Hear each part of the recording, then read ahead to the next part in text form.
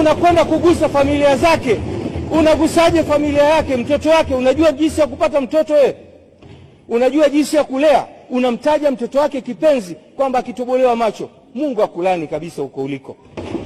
Na hayo yasitimie kabisa. Nimetaja mtoto wangu Jordan, nimetaja mtoto wa Majaliwa, nimetaja mtoto wa Samia Suluhu Hassan, nimetaja mtoto wa watoto wa watu wengi. Eti yeye anaumwa na mtoto mmoja tu. Eti yeye ni mtoto mmoja tu. Haleluya, mtu wa Mungu, natazama na kuchia kwa wakati mwingine tena ongea neno hili na jambo hili kwa huyu mbunge Tarimba. Je, umepewa vipande 30 vya fedha? Je, kuna namna moja ama nyingine unayonufaika kupitia kwa hayo? Je, katika hayo ulioyaongea unahisi umeongea point au umeongea mandazi? Kwa tafsiri nyingine kwamba unahisi umeongea point au umeongea utumbo? Kwa unavyosema ya kwamba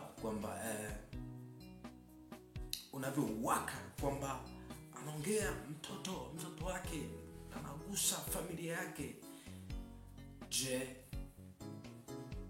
mpaka kuongea hayo ni nani aliye nyuma yako? Na aliye nyuma yako kuna vipande fulani vya fedha ambavyo unanufaika navyo au la? Kwa sababu ukisema kuhusu kuongelewa mtoto wa mheshimiwa, hakuongelea mtoto wake tu, bali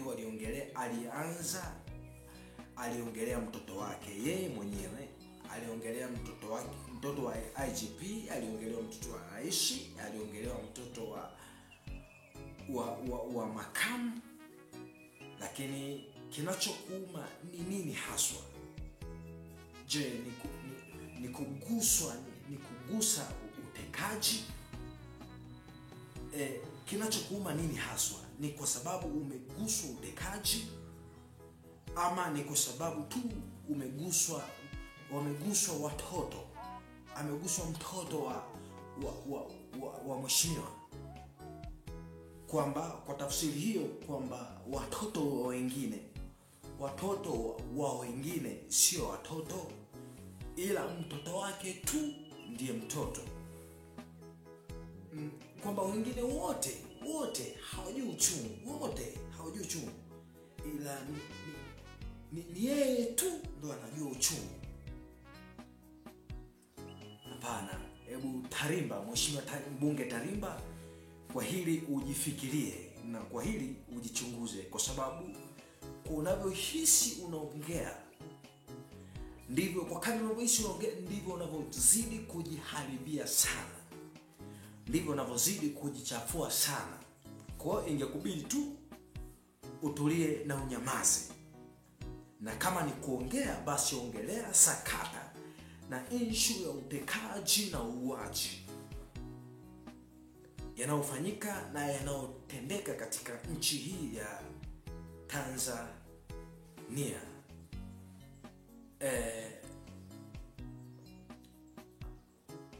Watu wote ni sawa, haijalishi ukabila, udini, ila sisi sote ni wamoja. Sisi sote tuliumbwa na baba moja na Mungu moja. Lakini Tarimba, kwa hili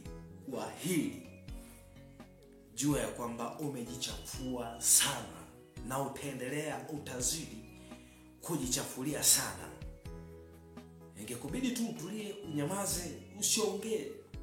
Bora usingeongea, bora ungekaa kimya, ungenyamaza. Au kuna namna fulani ambayo unatafuta kujipendekeza kwa mheshimiwa rais?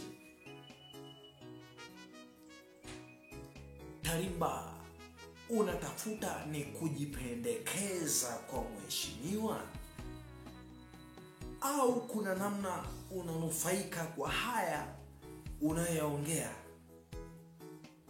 Kwa sababu yote unayoongea, yote ulioongea yote ni upuzi na utumbo tu, ni upuzi tu. Eti laana itakupata. Kumbuka, laana haimpati mtu pasipo sababu. Laana haiji na haimpati na haimkuti mtu pasipo sababu.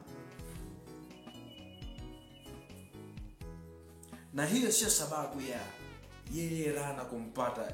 Pengine inaweza ikakurudia ni wewe, kwa sababu yeye Gwajima kagusia utekaji na kakataa na kapinga utekaji, lakini wewe kwa hizo points zako, kwa hoja yako, unaonesha moja kwa moja unaunga mkono, una support utekaji.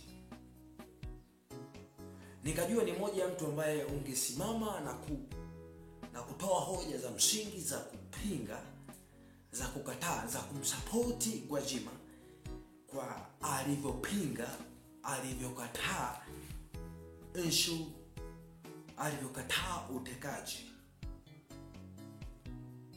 Lakini kwa hayo uliongea, kwa hilo uliloongea, kwa kuonesha ni kana kwamba watoto wengine sio watoto, ni mbuzi wa kafara, ila mtoto wake tu, mtoto wa mheshimiwa tu ndio mtoto, ndio wa amana, ndio wa thamani, lakini wengine ni kama mbuzi wa kafara. Nakwambia hayajakukuta, ni kwa sababu tu hayajakukuta. Ngoja huko mbele yajakukute, ndipo utakapojua, utakapoona uchungu na umuhimu wa kupaza sauti, wa kuongea issue, ama umuhimu wa kuwasemea wengine ambao hawana sauti za kuongea. Hapo yatakapokuja kukutokea, ndipo utakapokuja kuona umuhimu wa kuyaongea, wa kupaza sauti, wa kuwapazia sauti wengine. Ila nikuonye katika hili, uthubutu,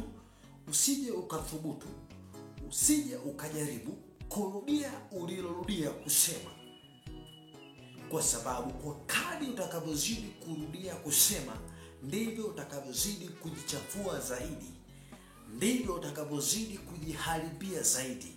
Naongea kama mtu wa Mungu, na hii ni sauti ya Mungu kwa kupitia kinywa chake, mimi kama mjoli wake. Neema ya Kristo Yesu iwe pamoja na nyote.